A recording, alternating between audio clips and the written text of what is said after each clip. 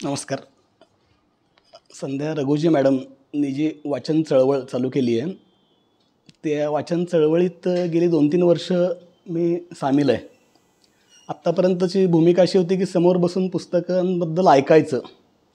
पण संध्या रघुजी मॅडम जरी परगावी असल्या तरी हा कार्यक्रम व्हायचा हे बघत होतो मी. आजही तोच प्रसंग आला आहे. मॅडम परदेशात आहेत, पण तरी पण कार्यक्रम होतो आहे. तर या मॅडमच्या म्हणजे वाचन चळवळीचं हे वैशिष्ट्य आहे असं मला वाटतं आहे. आणि नेहमी समोर ऐकायचं आणि आज इथं सादर करायचं म्हटल्यावर थोडासा ताण आला होता. आज धनंजय माने सरांचा फोन आला सकाळी की श्रीधर एका वकिलाचं ऑफिसचं उद्घाटन होतं, पण ते कॅन्सल केलं, मी तुला ऐकायला येतो आहे म्हणे. म्हटलं ठीक आहे, म्हटलं या सर, तुमचं स्वागत आहे. तर प्रिसिजन वाचन अभियान याच्या माध्यमातून मग अजूनच जास्त पुस्तकं वाचली पाहिजेत असं सगळं वाटत होतं. मग काही निमित्ताने माधव देशपांडे सरांच्या भेटी होत होत्या. त्यात त्यांनी एकदा सुचवलं पुस्तक की एक भाकर तीन चुली वाचलं का श्रीधर पुस्तक तू? मी म्हटलं नाही वाचलं. मग मी ते मिळवलं एकदा पुस्तक. आपण शक्यतो बुकगंगावरनं मागवत होतो मी पुस्तकं, म्हणजे लायब्ररीत तर शक्यतो मिळतच नाही. म्हणजे लायब्ररीत जर विचारलं ना, नवीन पुस्तकं उपलब्ध नसतात. मग मी बुकगंगा पे नाही मिळाला तो शिवगंगा असं म्हणतो. म्हणजे शिवगंगा म्हणून आपलं जे बुक स्टॉल आहे ना, तिथं मला हे मिळालं पुस्तक एका दिवशी. मग म्हणलं लगेच घेऊन टाकलं आणि सुरू केलं वाचायला. आणि चांगलं पुस्तक आहे. आणि त्यात थोडं म्हणजे एक शिवराळ भाषा थोडी वापरली आहे, नाही असं नाही. आणि थोडं एखाद्याला अँटी ब्राह्मण पण वाटू शकतं. पण मी तरी वाचत गेलो, थांबलो नाही. मी म्हणलं वाचलं पाहिजे म्हणलं आपण शेवटपर्यंत. आणि मग नंतर लक्षात आलं की हे पुस्तक चांगलंच आहे म्हणजे. आणि आज लेखकाला मेसेज केला मी की आज असं तुमच्या पुस्तकावर कार्यक्रम होतो आहे. आणि ते माझा आज पुण्यातल्या राष्ट्रसंचारला पण या पुस्तकावरचा एक छोटासा लेख आला, तोही त्या लेखकाला पाठवला. लेखकाशी माझं बोलणंही झालं. त्याने म्हणलं जर कोणाला कॉपीज पाहिजे असतील तर सांगा, माझ्या सहीने मी कॉपीज पाठवतो. तर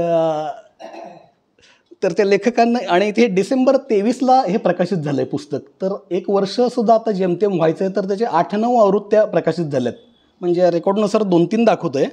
पण नितीन वैद्य सरांशी माझी चर्चा झाली तर ते म्हणले की 8-9 आवृत्त्या याचे प्रकाशित झाल्यात जवळपास. लेखक म्हणता येतं की 8 वर्ष ते लिहित होते हा विषय, आणि 850 तास त्यांनी हे लिहिलेलं आहे पुस्तक. 8 वेळा त्यांनी हा खरडा लिहिला आहे या पुस्तकाचा. त्यानंतर ते फायनल झालं आहे. तर हे पुस्तक वाचताना म्हणजे ग्रामीण महिलांच्या संघर्षाची कहाणी त्यात आहे. बऱ्याच वेळा सिंधुताई सपकाळ यांची आठवण होती. म्हणजे सिंधुताई सपकाळ यांच्यावर जी मराठी सिरियल आली होती ती रेग्युलर बघत होतो मी. म्हणजे त्यात जे ग्रामीण भागातल्या महिलांवर जे अत्याचार वगैरे होतात त्यातनं ती कशी उभी राहते, आणि त्या अत्याचारांना असे ते सगळं विसरून सुद्धा ती सामाजिक कामाकडे वळते, असं त्या सगळ्या सिंधुताईंच्या ह्याच्यात आहे. पण या पुस्तकातला दाखवलं आहे तर ग्रामीण महिलेचा संघर्षच आहे. आणि नंतर म्हणजे लेखक हा त्यांचा मुलगा आहे, म्हणजे त्या मुलाने आपल्या आईचं सगळा संघर्ष दाखवलेला आहे, चित्रित केलेलं आहे. याला पुस्तकाला 6 पुरस्कार आत्तापर्यंत मिळाले. तर लेखकाचं पहिलंच पुस्तक आहे. आणि बाकी त्याचा परिचय मी वाचून दाखवतो थोडक्यात. एक ते म्हणतात, लेखक म्हणतात की याला पुरस्कार बरेच मिळाले तर, पण एक IT सेक्टरमधली पुण्यातली मुलगी होती म्हणे, ती आत्महत्या करायला निघाली एकदा. आणि आत्महत्या करायच्या आधी तिच्या हातात ते पुस्तक पडलं, आणि ते पुस्तक पडलं आणि तिने आत्महत्या करायचं कॅन्सल केलं, रद्द केलं. आणि त्या लेखकाला फोन केला आणि खूप रडली ती. की ती म्हणली की नाही म्हणे की एक महिला, म्हणजे या पुस्तकाची टॅगलाईनच आहे की रडायचं नाही, लढायचं.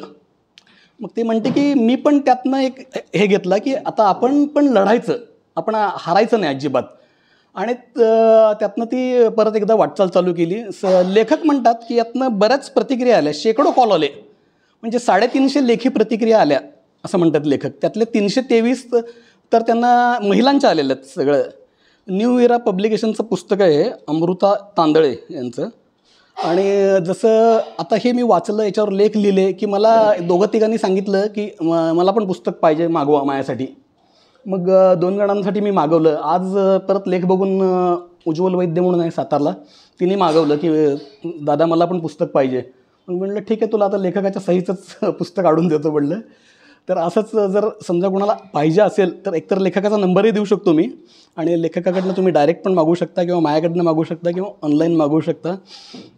बघा, कारण हे सगळ्यांना आवडेल असं पुस्तक आहे. मी सुरुवातीला यातली अर्पण पत्रिका आहे ना ती वाचतो, म्हणजे थोडा अंदाज येईल की आयुष्यातल्या पहिल्या आंघोळीपासून ते शेवटच्या आंघोळीपर्यंत ज्या स्त्रियांच्या वाट्याला संघर्ष आला, परवड आली, अवहेलना आली, तरीही त्या न हरता न डगमगता लढत राहिल्या, अशा माझ्या आईसह जगातल्या सगळ्या लढाऊ स्त्रियांना समर्पित.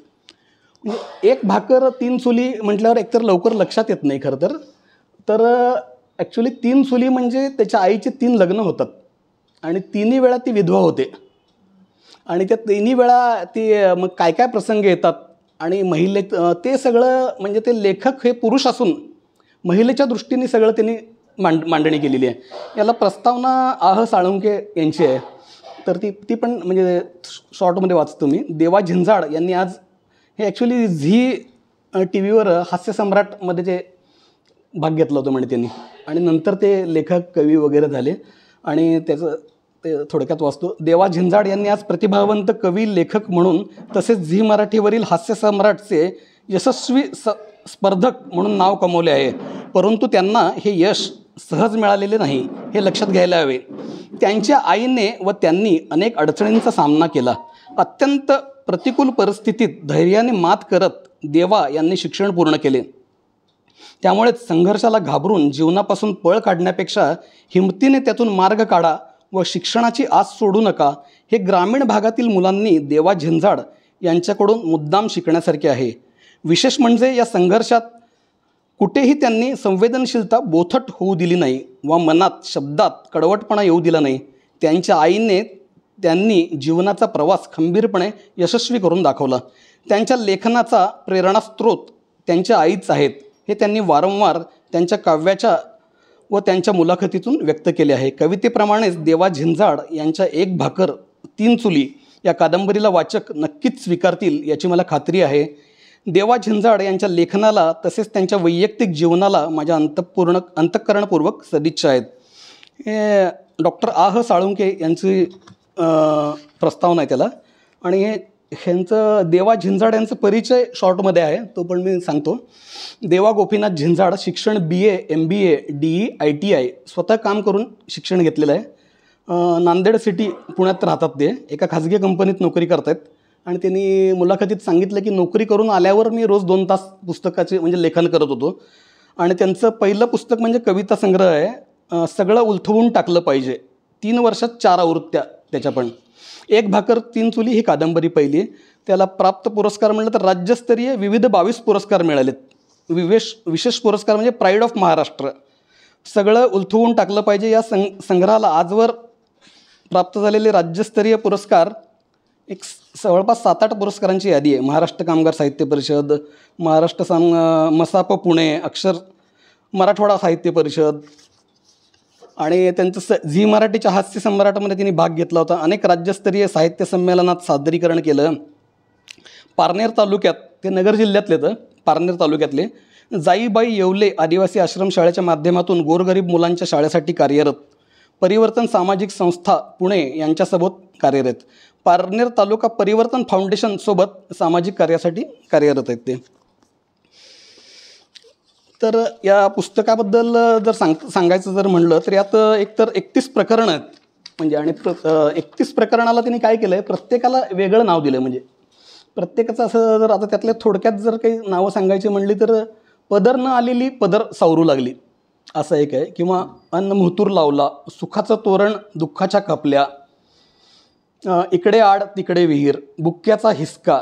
आता बुक्का म्हणजे कसं आहे त्यात आता म्हणजे महिलांचं जे म्हणजे यात ॲक्च्युली विधवा महिलेची कहाणी आहे. म्हणजे लाल कुंकू, लाल जर्द कुंकू म्हणजे विवाहित स्त्री आणि काळा बुक्का म्हणजे विधवा स्त्री, असं त्यांनी त्यात सगळं सांगितलेलं आहे. तर त्यात जेव्हा ती आई विधवा होते त्याची लेखकाची, तर त्यात तो सांगतो की लाल जर्द कुंकू जाऊन नियतीने माझ्या आईच्या संसाराला आग लावली आणि लाल जर्द कुंकू जाऊन काळा बुक्का आला.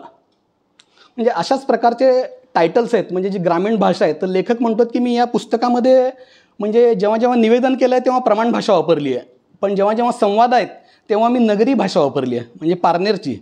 म्हणजे तिथं बऱ्याच वेळा तर शिव्या असतात किंवा भाषा एकदम थोडीशी रफ वाटू शकते आपल्याला, पण त्याशिवाय ते आपल्या ते काळजाकडं पोचतच नाही असं मलाही वाटलं. म्हणजे काही वेळा एखाद्या वेळेस वाटू शकतं की काय लिहिलं आहे, तर झिंजाडून टाकणारं पुस्तक असं म्हणू शकतो आपण या पुस्तकाला. तर त्यात सुरुवाती अगदी जन्मापासून ते म्हणजे पारू म्हणजे त्यांची आई आहे, तर त्या पारूच्या म्हणजे अगदी जन्मापासून त्यांनी सगळं सांगितलं आहे. पहिलं लग्न होतं, पहिलं लग्न पण इच्छेविरुद्ध होतं. नवरा अपंग असतो, माहीत नसतं, आणि काही दिवसातच ती विधवा होती. आणि मग ती सासू म्हणते की तू माझ्या वंशाला दिवा तर दिला नाहीस म्हणे, पण नवरा मात्र गिळलास म्हणे. मग असं तिच्या अत्याचाराची कहाणी तिथनंच सुरू होते. पारूचे वडील दुसरं लग्न करायचा तिचा विचार करतात. मग ॲक्च्युली हा विचारसुद्धा खरं तर एक धाडसी विचार असतो खरं तर, म्हणजे विधवा झाल्यावर दुसरं लग्न करायचं. मग ते पारूच्या वडिलांचे वडील पण असतात त्यावेळेला, आणि ते त्याच्या कानाखाली वाजवतात, म्हणजे पारूच्या वडिलांचं, अरे आपल्या 10 पिढ्यात दुसरं लग्न कधी कोणी केलं नाही म्हणे, तू काय नाही नवीन विचार करतोय असं म्हणे. मग शेवटी पारूचे वडील काय करतात की सगळ्यांच्या इच्छेविरुद्ध ते पारूचं दुसरं लग्न लावतात. साधारण पहिल्यांदा जेव्हा पारू विधवा होते तेव्हा तिचं वय 10 असतं, आणि दुसऱ्यांदा जेव्हा ती विधवा होते साधारण तेव्हा तिचं वय 35 असतं. ते मग तुम्हाला लाल जर कुंकू आणि काळा बुक्का याचं सांगितलं, तसं त्यात लेखकांनी बऱ्याच भाषा वापरल्यात. दुसऱ्यांदा सुद्धा जेव्हा ती विधवा होते तेव्हा तिला घरातनं बाहेर निघते ती, म्हणजे इतका त्रास चालू होतो की मग आता घरही राहिलं तर आपल्या आईवडिलांना त्रास, सगळ्यांना त्रास, लहान बहिणीचं लग्न ठरत नाही विधवा असल्यामुळं. मग ती घरातनं बाहेर पडायचा निर्णय घेते. मग जिथं जागा मिळेल तिथं राहायचं. मग तिथं रस्त्यात फातिमा नावाची बाई तिला सहारा देते. मग ती म्हणते ती कुठं जाणार म्हणे, तू राहा माझ्याकडं. आणि मग ती राहते, मुक्काम करते, जेवण करते. आणि मग ते आपण म्हणतो ना की रात्री समजा बायका बोलायला लागतात, मग त्या आपला सामान्य लेखक काय शब्द वापरतो की 2 बायका गप्पा मारू लागल्या किंवा असं, पण यात लेखक म्हणतो की बांगडीशी बोलू लागली. म्हणजे अशा प्रकारची एक वेगळ्या प्रकारची भाषा आपल्याला नेहमीच म्हणजे सगळे पानोपानी जाणवेल आपल्याला. आणि तिचा तिसरा संसार पण मांडते. आणि त्याच्यानंतर लेखकाचा जन्म होतो. जेव्हा त्या लेखकाचा जन्म होतो तेव्हा ती एक छोटीशी कविता आहे, म्हणजे ती मी वाचून दाखवतो. पान नंबर आहे 261वर. जेव्हा तिचा जन्म होतो तेव्हा म्हणजे दिव्यात तेल वगैरे सुद्धा नसतं अजिबात, पूर्ण अंधार असतो, कोणाची मदत नसते, पोटात अन्न नसतं. तर अशा परिस्थितीत तिचा मुलाचा जन्म होतो. तर त्या जन्माच्या वेळेला झालेली परवड तिने छोट्याशा कवितेत सांगितली आहे. तुहा जन्म झालता तवा चिमणीत घासलेट नव्हतं. तुहा जन्म झालता तवा चिमणीत घासलेट नव्हतं. मग सकाळीच तुला पाहिलं. एक येळ मला इसर पण इसरू नकोस या चिमणीला. एक येळ मला इसर पण इसरू नकोस या चिमणीला. कारण तीही जागली होती माझ्यासोबत रिकामपोटी. तू जेव्हा घर बांधशील तेव्हा एक देवळी ठेव बर का, त्या इवल्याशा जीवाला मिनमिनण्यासाठी. ते शाळेत म्हणजे त्यात बाकीचा जो म्हणजे 3 वेळा ती विधवा होते आणि तिला जे अत्याचार होतात, आपण म्हणजे समजा सिंधुताईंची जर सिरियल बघितली असेल तर त्यातनं आपल्याला कळतं बरंचसं. त्यामुळे त्या गोष्टी थोड्याशा मी ड्रॉप करतो, त्या तुम्ही पुस्तकात वाचा. त्यात शाळेबद्दलची ओढ म्हणजे लेखकाला त्याच्या आईने लावलेली आहे. तर ती कशी लावली आहे, तर तो लेखक एकदा विचारतो आईला की आई तू शाळेत तर कधी गेली नाहीस, तर मग का एवढा पुस्तकांना जीव लावतेस. तेव्हा त्याची आई म्हणते की भविष्यात हीच पुस्तकं आपल्या गरिबाघरची भोकं बुजवतील बघ. आणि त्यात आपण अनेक पुस्तकं वाचतो. अनेक पुस्तकांमध्ये आपल्याला अनेक प्रकारचे चरित्र म्हणजे कॅरेक्टर्स म्हणतो ना आपण, पात्र जिवंत करतो. पण या पुस्तकात एक वेगळं पात्र आहे की जे म्हणजे मी तर कधी वाचलं, म्हणजे माझ्या तर कधी वाचण्यात आलं नाही. नितीन सरांच्या एखाद्या वेळेस येऊ शकेल. झिपरी नावाचं पात्र आहे. म्हणजे झिपरी म्हणल्यावर आपल्याला वाटू शकेल की एखादी मुलगी असेल, पण झिपरी म्हणजे शेळीचं पिल्लू आहे.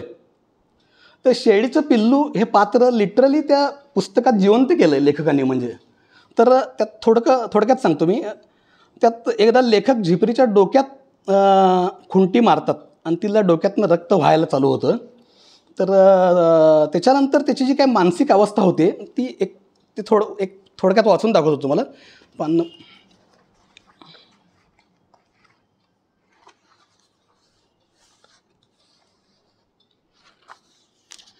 खाण्यापिण्याची आबाळ तर 5वीला पुजली होती. त्यांचं काही विशेष वाटत नव्हतं, कारण त्याची पोटाला आणि मनालाही सवय झाली होती. तरीही कधीकधी बिनशेताच्या मिरचीला किंवा कालवणाला मी खूप कंटाळून जात होतो. अशावेळी रानात शेळा नेल्यावर मी शेळीचं दूध जर्मलच्या डब्यात काढून त्यात भाकर चुरून खायचो आणि आईला घरी आल्यावर सांगत होतो की तिच्याच करडानं सगळं दूध पिऊन टाकलं. पण ती गोष्ट खोटी आहे हे माहिती असूनही आई काहीच म्हणायची नाही, कारण तिला तिच्या करडाची होत असणारी परवड चांगलीच माहीत होती. लाडक्या झिपऱ्या शेळीवर माझा खूप जीव होता. ती उंचीपुरी, तरणीबांड, तांबड्या रंगाची, केसाळ, अणकुचीदार शिंगाची, घाऱ्या डोळ्याची आणि हरणासारख्या पायांची होती. त्या शेळीनं मला जीव लावला होता आणि मीही तिला. माझी दुसरी आईच वाटायची ती. रानात शेळा चारायला नेल्यावर तिच्या सडाला मी बिनधास्त तोंड लावून दूध प्यायचो, तरी ती काही करायची नाही. रानातून येताना दिवसभर फिरून फिरून मी खूप थकायचो, तेव्हा त्या झिपरीच्या पाठीवर बसून मी जरी घरी आलं तरी ती बिचारी कधीच कुरकुर करत नव्हती. एकदा घरी येताना तिनं मला पाठीवरून पाडलं, म्हणून मी रागारागात तिच्या डोक्यात लोखंडाच्या खुटीनं मारलं. त्यावेळी तिच्या डोक्यातून भळभळा रक्त गळायला लागलं. त्यामुळं माझ्या डोळ्यातूनही पाणी यायला लागलं. त्या दिवशी मी रात्री भाकर खाल्ली नाही. माझ्या वाटाची भाकर मी तिला दिली. जवळजवळ 15 दिवस माझ्याशी ती कट्टी टाकल्यासारखी वागू लागली. तेव्हा मला आई म्हणाली, अरे एक वेळ मला मारत जा र, पण मुक्या जित्रबाला नको मारीत जाऊस. नाही मारणार गाई आता. तिच्या जखमेवर मी हळकुंड वाटून हळद भरताना कळवळलो.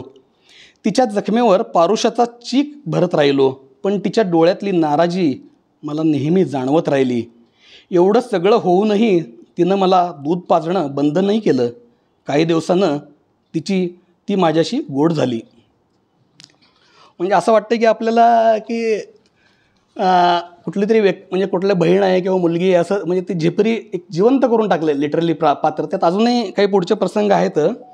ती एकदा पूर येतो गावामध्ये आणि पुरात सगळ्या बकऱ्या जे चरायला गेलेल्या असतात त्या सगळ्या येतात परत, पण ती झिपरी येत नाही नेमकं. मग ते विचारतात की लेखक विचारतो, झिपरी नाही दिसली की रडायलाच सुरू करतो की आई झिपरी आली नाही, काय करायचं. मग ती म्हणते आपण हुडकायला जाऊ म्हणतो झिपरीला. मग ते म्हणते तू बस आता, पाऊस जोराचा आहे, पुराचं पाणी आहे, तू घरी बस, मी जाते म्हणते. मग ती पारू स्वतःचा जीव धोक्यात घालून झिपरीला शोधून आणते. म्हणजे असे 7 पाईप दिसतात तिला एका ठिकाणी. प्रत्येक ठिकाणी ती आवाज देते, झिपरी झिपरी झिपरी. ते एका पाईपला ती रिस्पॉन्ड करते शेळी आणि बाहेर येते आणि ती चल घरी म्हणून घराकडं चल म्हणते, तर ती पाय काही उचलतच नाही म्हणजे अजिबात. मग ती काय झालं काही कळत नाही तिला. मग परत एकदा त्या पाईपमध्ये ती वाकून पारू बघते, तर ती व्यालेली असते म्हणजे 2 करडं झालेले असतात तिला, त्यामुळे तिचा पाय निघत नसतो. मग तिच्या लक्षात येतं की मग ती परत एकदा ती पाईपमध्ये जाते, 2 करडं कडेवर घेते आणि मग ती घराकडं चालायला लागते. तेव्हा ती झिपरी टुणटुण उड्या मारत त्यांच्या मागे येते. म्हणजे तो प्रसंग पण वाचण्यासारखं आहे. म्हणजे त्यात ते कसं त्यांनी म्हणजे झिपरी आणि लेखकाचं नातं, झिपरी आणि पारूचं नातं काय ते नक्की वाचावं. आणि त्यात सगळ्यात शेवटी लेखक म्हणतात की झिपरी आईला बिलगली होती, दोघीही आक्रंदत राहिल्या. शेवटी दोघीही आईच्याच काळजाच्या, एक 4 पायाची, एक 2 पायाची. आणि जात्यावरच्या ओव्या म्हणजे जातं आता जवळपास आता आउटडेटेडच होत आलेलं आहे. कारण तर जातं हे लेखक म्हणतात की आईचं मन हलकं करण्याचं एक साधन होतं. ती रीती होत होती. ओवीमध्ये माझं स्वतःचं नाव तिचं यायचं म्हणजे. आणि आज मी लेखकाला जेव्हा फोन केला ना, पुस्तकाबद्दल काय बाकी विचारलं नाही. मी म्हटलं की ओव्या म्हणजे मी थोडंसं गायचा प्रयत्न करतो म्हटलं, माझा आवाज एवढा काही चांगला नाही आहे, पण ठीक आहे, फक्त ते सगळ्यांपर्यंत त्या ओव्या पोचाव्यात. आणि तर त्यात ते लेखक म्हणतात की जेव्हा माझं नाव यायचं तेव्हा मला खूप आनंद व्हायचा. तर ते वाचल्यावर तुमच्या लक्षातच येईल सगळ्यांच्या.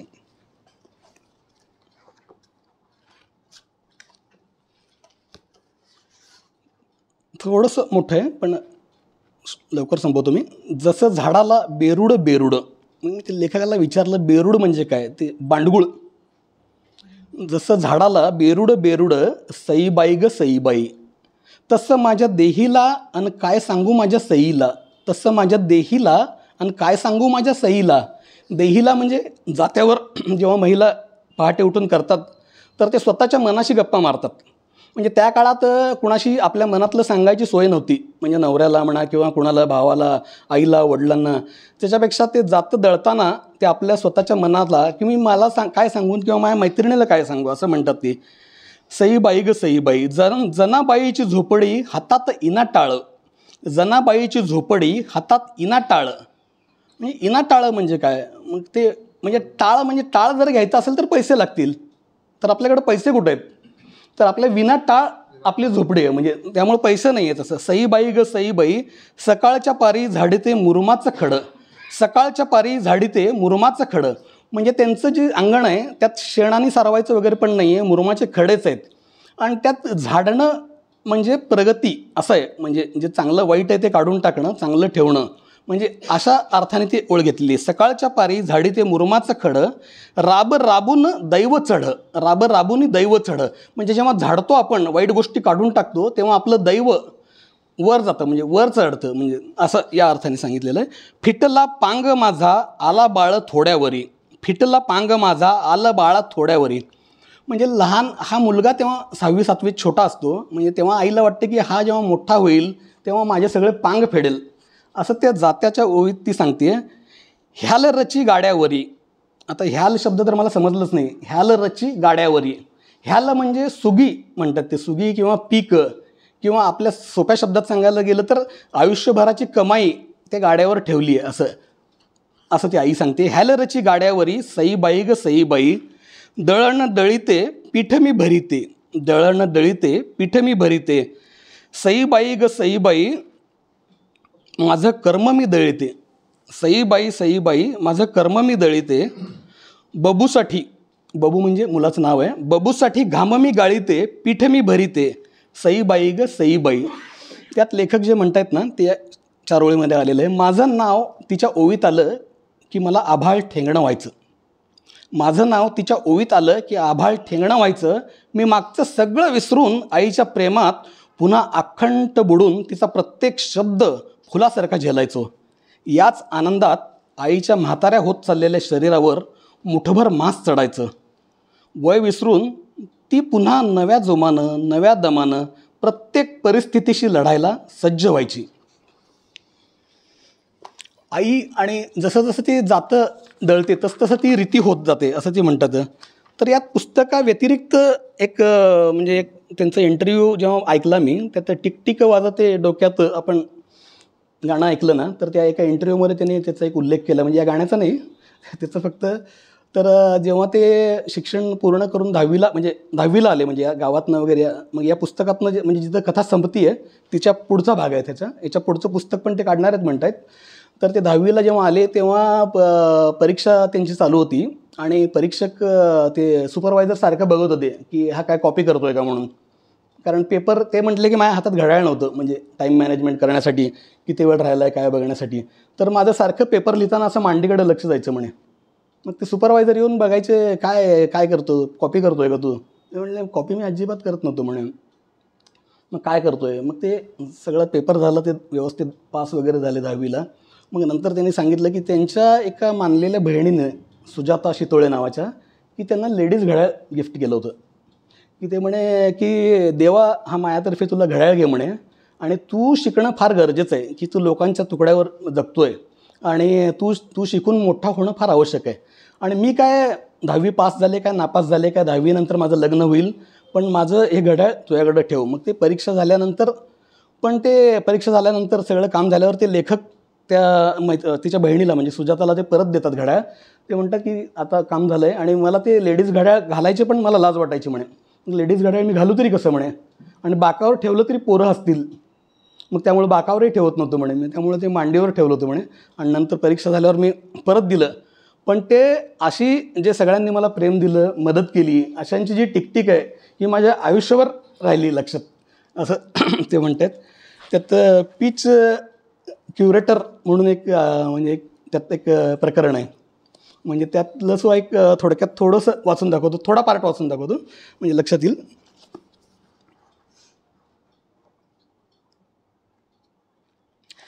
खेडेगावात क्रिकेटची मॅच वगैरे चालायची त्या काळात. तर तेव्हा ह्यांना पिच बनवण्यासाठी लेखकाला बोलवायचे की ते पाणी मार, मग विहिरीतनं जाऊन पाणी आणायचं आणि सगळं ते पिच बनवायचं व्यवस्थित. आणि मग ते त्यात त्यांना ते सांगायचं. मग ते अशोकदादा द्या की मग आपल्या कामाचे पैसे. थांब की रे बावळ्या, कुठं पळून बिळून जातो आहे मी? नाही जात, पण देऊन टाक की. मग आपली आई मला सांच्याला विचारेल. त्यावर तो डाफरला, चायला तुला काम तर द्या आणि वरून दम धीर धरवत नाही रे बब्या. तसं नाही रे दादा, पण आई म्हणली होती वल्ल्यात वल्ल लगेच मिटवून घ्यावं. बऱ्याच विनवण्या केल्यावर मग तो पैसे द्यायला कसा बसा तयार झाला. हां, हे घे पैसे. अहो दादा, तुम्ही तर म्हणला होता 25 रुपये देणार आणि 15च कसं काय?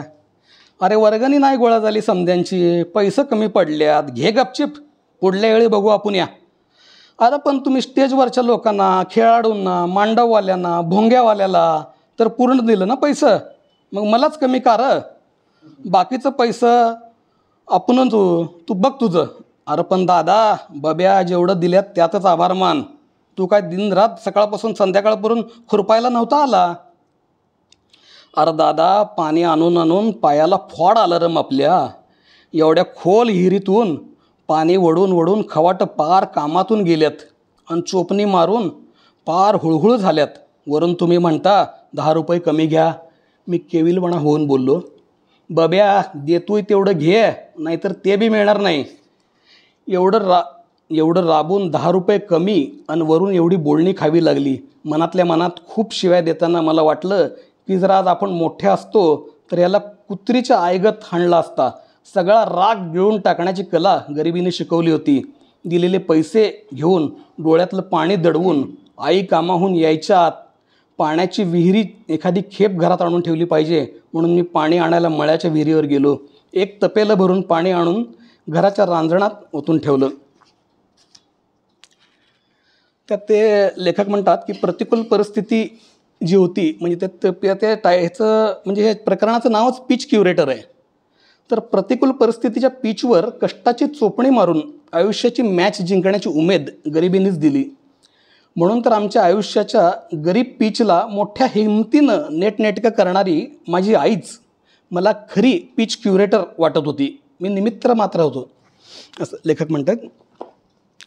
त्यात वाजंत्री म्हणून एक आहे. म्हणजे त्यात त्या काळात वाजंत्री म्हणून जायचे. लेखक त्या काळात 6वी-7वीला होते. तर ते आईला विचारतात की ते डबडं वाजवायला जाऊ का म्हणे मी. तर ते आई म्हणते नको, ते खालच्या जातीचं काम आहे म्हणते. म्हणलं कुठल्या जातीचं काम आहे मग ते म्हणे वाजंत्री वाजवायचं. ती आई काही सांगत नाही. ते नको जाऊ तू. मग ते म्हणे मला आता 7वीला आहे, मला पुस्तकांचा सेट घ्यायचा आहे, तर मला पैसे कोण देणार? जर तेच मी वाजंत्री वाजवायला गेलो तर मला काही थोडे पुस्तकांचे सेट, आणि सध्या सगळीकडे विहिरी कोरड्या पडल्यात, कुठेही काही काम नाही मिळत, तर पैसे कुठून मिळायचे? ते खालच्या जातीचं काम असलं तर मला कुठल्या जातीचे लोक मला पैसे आणून देत आहेत किंवा कुठल्या जातीचे लोक आपल्याला मदत करत आहेत? तर मी वाजंत्री म्हणून मी काम केलं तर काय वाईट आहे? तर शेवटी ती हो नाही काही म्हणत नाही. मग लेखक समजतात की आपल्याला याला मूकसंमती दिलेली आहे. मग लेखक जातात वाजंत्री वाजवायला आणि लग्नात वाजंत्री वाजवतात. मग नंतर बघतात तर आपले मित्र कुठंच दिसत नाही आहेत बरोबरचे. मग ते लग्नात जेवायला बसतात. मग जेवायला बसलं की त्याला पत्रावळच वाढली जात नाही. आणि मग नंतर शेवटी एकदम फाटकी पत्रावळ काहीतरी देतात म्हणजे, आणि भात असं वरनं टाकतात, बुंदी वरनं टाकतात, बटाट्याची भाजी वरनं टाकतात. ते म्हणतात की माझ्या पायाला पोळली म्हणे आणि ते अजूनही माझ्या लक्षात आहे म्हणतात ते. मग नंतर एक जण त्याला कानाखाली वाजवतो. मग ते म्हणतो तू इथं तुझी बसायची लायकी आहे का म्हणे, तू इथं बसला का म्हणे जेवायला? मग ते शेवटी रडत रडत जातात. मित्र कंपनी कुठेही बघतात हुडकतात, ते एका लिंबाच्या झाडाखाली बसलेले असतात. मग ते म्हणतात अरे काय झालं रडायला तुला? म्हणतात. मी म्हटलं नाही, मला भूक लागली होती, म्हणलं तुम्ही कोणी दिसलं नाही म्हणून मी जेवायला गेलो म्हणे. अरे वाजंत्री वाजवणाऱ्यांनी पहिल्या पंक्तीला कधीच बसायचं नसतं म्हणे, सगळ्या पंक्ती झाल्यावर आपल्याला शेवटी बसायचं असतं म्हणतात. मग ते 6वीला शिकलेले काहीतरी लॉजिक ते लावतात की सगळे माणसं हे आहेत अमुक. ते म्हणले नाही चालत म्हणे तसं, आपलं वाजंत्री वाजवणार आहेत. मग त्यात ते ॲक्च्युली त्यात एका मुलाखतीत त्यांनी उल्लेख केला आहे की मी मराठा म्हणजे लेखक मराठा आहेत आणि ते म्हणतात की ते वाजंत्री वाजवायचं काम हे खालच्या जातीचं आहे म्हणे. तर ते कलेला जात असती का म्हणे, किंवा भाकरीला तरी जात असती का, कशालाच जात नसती खरं तर. मग ते एकदा आई त्याला म्हणती की अनवाणी चाल, पण लोकांची चप्पल हौसेसाठी सुद्धा घालू नको. म्हणजे आईचे जे संस्कार असतात त्यातनं तो लेखक मोठा होत जातो.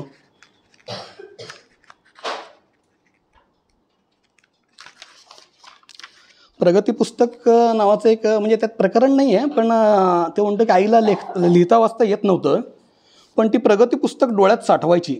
म्हणजे छोट्या देवळीतल्या छोट्या विठ्ठलाच्या तस्विरीसमोर ती पुस्तक ठेवून हात जोडून विनवायची की विठ्ठला माझ्या बाळाच्या जिनगानीचं पंढरपूर कर, विठ्ठला माझ्या बाळाच्या जिनगानीचं पंढरपूर कर. एकदा लेखक पास होतात कुठल्या तरी परीक्षेत, म्हणजे 6वी-7वीचीच असेल गोष्ट ती, आणि पहिला नंबर येतो. तेव्हा पळत पळत येतात आईकडं, आणि आई तेव्हा एका कामावर काम करत असते. म्हणजे तो उल्लेख पूर्वी पण आलेला आहे की जेव्हा विधवा वगैरे होती तेव्हा कामही कोणी देत नाही. तेव्हा एका असं रोजगार हमी योजनाचे जे कामं चाललेलं असतात तिथं एक काम मिळतं स्वयंपाक करायचं. मग तिथं स्वयंपाक करायचं काम मिळतं आणि तिथं एक मुकादम असतो, तो तिच्यावर वाईट नजर ठेवतो. आणि मग तिथनं ते काम सोडून 2 वर्ष काम करते ती पारू, आणि ते सोडून पळून जावं लागतं.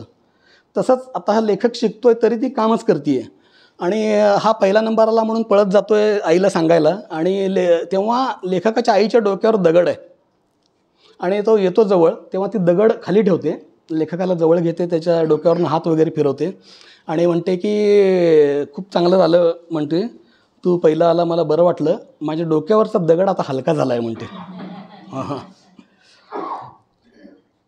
आणि मग शेवटी एकदा काय होतं की ते लेखकाला परगावी शिकायला जावं लागतं, आणि परगावी जेव्हा शिकायला जावं लागतं तेव्हा ती आई म्हणते की पोचल्यावर कागद पाठवून दे बरं का, माझा जीव पाकुळीवाणी वाट पाहीन, पाकुळीवाली वाट पाहीन, पोटात शिरून राहा लय शिक मोठा हो, असं म्हणते. आणि ते पोटात शिरून राहाचा काय अर्थ आहे हा पण एका लेखकाने, म्हणजे या पुस्तकात नाही आहे पण एका मुलाखतीत त्यांच्या मी ऐकला की एकदा लेखक म्हणजे 10वी झाल्यावर पुण्यात एकदा येतात शिकायला. हातात एक काहीतरी अशी छोटीशी कॅरी बॅग टाईप असते आणि खिशात 100-200 रुपयेच असतात.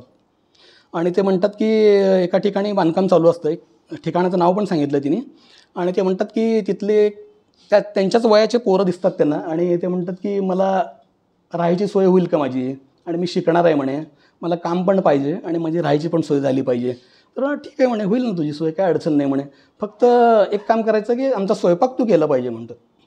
मग तेव्हा दोघंच असतात समोर, 2 जणांचा स्वयंपाक ना, ठीक आहे करूया ना म्हणे, काय अडचण आहे म्हणे. मग जेव्हा रूमवर जातात तेव्हा बघतो तर 8 लोक असतात, ते 8 आणि हा एक 9. आणि मग ते लेखक म्हणतात अरे बापरे, तर 9 जणांचा स्वयंपाक करायचा का. मग ते लेखक म्हणतात की मी त्यावेळेला पहिल्यांदा भाकरी थापल्या, बाजरीच्या भाकरी थापल्या सगळ्यांसाठी, बटाट्याचं कालवण केलं, तिथलं जे काय साहित्य उपलब्ध होतं त्यातनं ते कालवण केलं, आणि मग त्यातनं ते जे जेवण त्या सगळ्या 8-9 लोकांना एवढं आवडलं की ते म्हणले की तुझं शिक्षण काय शिकायचं आहे ना, तू शिक म्हणे, इथंच तुझ्या हाताला चव आहे, तू इथंच शिक, आणि तुला काय तू रूमचं भाडं पण देऊ नको म्हणे, काहीच करू नको, तुझी इथं राहायची व्यवस्था आहे, फक्त मात्र जेवायला मात्र तुझ्या हातचं आम्हाला 2 वेळा मिळालं पाहिजे म्हणे. तर ते पोटात शिरून राहा हे मला लहानपणी आईने सांगितलं होतं, त्याचा अर्थ मला आज उमगला म्हणे, की म्हणजे आपल्याला जर एखादं स्वयंपाक, एखादी कला येत असेल तर त्या ह्याच्यातनं आपण एखाद्याच्या पोटात शिरलं पाहिजे, आणि त्यातनं हे केलं, पोटात शिरून त्यांच्याशी सगळं आपलं नातं निर्माण केलं पाहिजे, असं ते लेखकाने.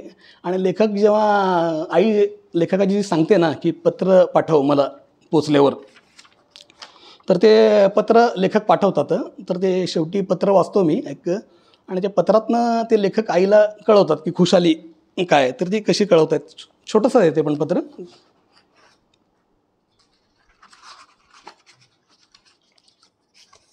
मी जेजुरीला पोचलो, 3ऱ्या दिवशी आईला पोस्टकार्ड पाठवलं. आईच्या चरणी बबूचा साष्टांग दंडवत. मी इकडं व्यवस्थित पोचलो, पण मला अजून बी अजिबात करमत नाही आहे. हे गाव खूप मोठं आहे, तरीही मला करमतच नाही. मला तुझी खूप आठवण येते. भाकर खाताना तोंडातला घास तोंडातच फिरत राहतो. रात्री झोपताना तुझ्या दंडाची उशीही मला खूप आठवते. इथं माझ्या अंगावर कोंबड्याचं डालं टाकून मला कोणीतरी त्याच्याखाली डालून टाकल्यावानी वाटतंय. पण तू मात्र तुझा जीव जाळून मला शाळेसाठी इकडं पाठवलं आहे, तर मग मी करमून घेईन. आता मी खूप शाळा शिकणार आहे आणि तुझं नाव मोठं करणार आहे.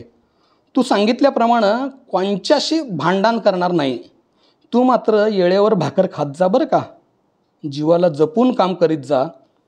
कामावून आल्यावर लई अंग दुखलं तर संजुकून पाठ तुडवून घेत जा. आई तुला एकच सांगणं आहे की आता तू तुझ्या जीवाला जप, मी माझ्या जीवाला जपन. माही काळजी तू करू नकोस. मला आता इकडं कर्मवीर अण्णा भेटलेत. मी आता खूप शिकन, लई मोठा होईन आणि आपल्या दुबळवाडीला पार बदलून टाकीन. कळावे, तुझा लाडका मुलगा बबू. 6 जून 1993. त्यात लेखकाचं हे सगळं वाचलं म्हणजे आणि त्याच्यानंतर एक शेर मला बघितलं, म्हणजे ते लेखकाच्या ज्या भावना आहेत त्या शेअरमध्येच सगळ्या आल्यात का काय असं मला वाटलं. की त्यात परत दर परत ना मेरा दर्द कुरे दो, परत दर परत ना मेरा दर्द कुरे दो, थक जाओगे. परत दर परत मेरा दर्द ना कुरे दो, थक जाओगे. हर परत में मेरा तजुर्बा, हर परत में मेरा तजुर्बा मेरी उम्र से बड़ा पाओगे.